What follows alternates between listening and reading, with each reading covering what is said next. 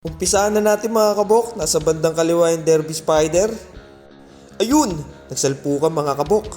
Talagang lips to lips. Nagpapalabas ng sapot yung Derby Spider. So eto na nga mga kabok, may paglalabanin tayong gagamba.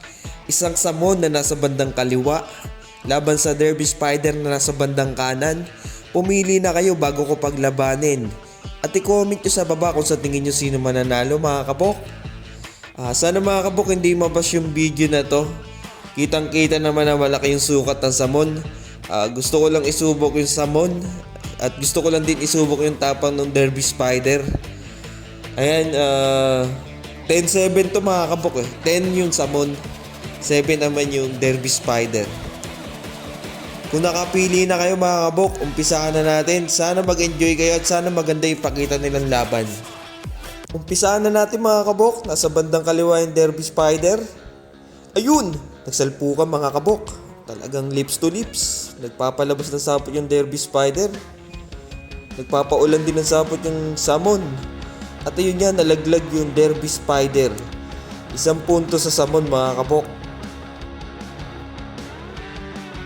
Second buckle, makabawi kaya ang Derby Spider? Nagkakapaan. Mga kabok, kakagat kaya yung Derby Spider? Naglampasan lang. Third buckle mga kabok, naglampasan ulit. Panalo po yung samon. Samon win tayo mga kabok. Panoorin natin yung replay mga kabok. Ayun, unang sumugod yung Derby Spider. Ayun, nakapasok siya. Tinamaan niya sa galamay yung samon. Una ring nagpalabas yung Derby Spider mga kabok. Ayun, nakakagat pa rin sa galamay yung Derby Spider. Pero parang hindi ininda ng samon yun mga kabok. Pero ganda ng patama ng Derby Spider.